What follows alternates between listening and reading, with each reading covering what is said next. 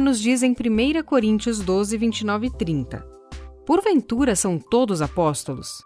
São todos profetas? São todos doutores? São todos operadores de milagres?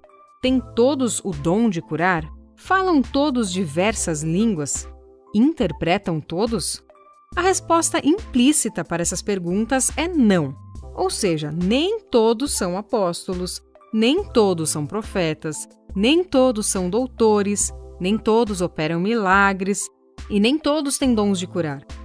Mas se cremos que todos podem falar em línguas, por que ela também está no meio do questionamento como se nem todos pudessem falar diversas línguas? O que se pode entender aqui é que o falar diversas línguas é diferente do falar em línguas para edificação pessoal. Como assim, Patrícia? Calma, vamos lá. Em Marcos 16, 17 diz: E estes sinais seguirão os que creem. Em meu nome expulsarão os demônios, falarão novas línguas. Ou seja, o falar novas línguas é para todos os que creem, certo? Aqui não diz que falarão novas línguas quem o Espírito quiser, e sim os que creem. Em 1 Coríntios 14, 5, Paulo diz: E eu quero que todos vós faleis em línguas. Se o falar em diversas línguas não é para todos, como nós lemos lá em 1 Coríntios 12, esses textos que eu acabei de ler em 1 Coríntios 14 e Marcos 16 não fariam sentido.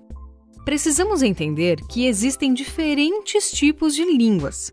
Assim como o vôlei, futebol e basquete são 3 esportes diferentes. Não é só porque os 3 utilizam bola, tem várias pessoas no time, usam uniformes, é que são iguais. Afinal, cada um tem as suas próprias regras. Uns jogam com as mãos, outro com os pés e por aí vai. Lá em 1 Coríntios 14, de 1 a 5, Paulo faz o contraste sobre falar em línguas e a profecia. Leia o texto aí, por favor. Segundo esse texto, o falar em línguas, primeiro, não fala aos homens, mas sim a Deus. Ninguém entende. Fala em mistérios. E também edifica-se a si mesmo. Vamos ver a profecia. Se você se atentar, você vai entender que a profecia fala ao homem. Toda a igreja entende a profecia. Ela edifica a igreja inteira. Presta bastante atenção aqui. O versículo 5 de 1 Coríntios 14 diz que o que profetiza é maior do que o que fala em línguas, a não ser que interprete. Ou seja, línguas com interpretação têm o mesmo peso e valor do que a profecia. É como se a profecia fosse uma nota de R$100 e o falar em línguas com interpretação fosse 2 notas de R$50. Pois é uma manifestação profética e o propósito é edificar os outros e não a si próprio. É importante frisar aqui que o propósito dos 9 dons do Espírito é sempre edificar os outros e não a si próprio. Sendo assim, note algo. Línguas sem interpretação, nós vimos que é diferente da profecia, certo? E vimos que línguas com interpretação têm o mesmo peso que a profecia, não era isso? Logo, nós concluímos que são coisas diferentes. Ufa, consegue entender? O falar em línguas sem interpretação é a linguagem da oração. O homem fala a Deus. Ninguém entende, ou seja, é uma ferramenta de edificação pessoal. Já falar em línguas com interpretação, Deus fala ao homem. As pessoas entendem e são edificadas. Logo, edifica a igreja. Podemos dizer, então, que é o dom de variedade de línguas. Uau! Você já tinha pensado nisso? Mas ainda não acabou. Ainda existe outro tipo de línguas. Em 1 Coríntios 14, de 22 a 23, nos diz que as línguas são um sinal aos incrédulos. Quando lemos em Atos 2, de 4 a 6, as pessoas falavam no idioma dos povos, ou seja, os homens falam de Deus a outro homem e só entende quem conhece aquele idioma. Muita calma, respira e vamos lá. Línguas como ferramenta é aquela que todo crente pode receber. Ninguém entende e é apenas para edificação pessoal. é o que Marcos 16:17 se refere.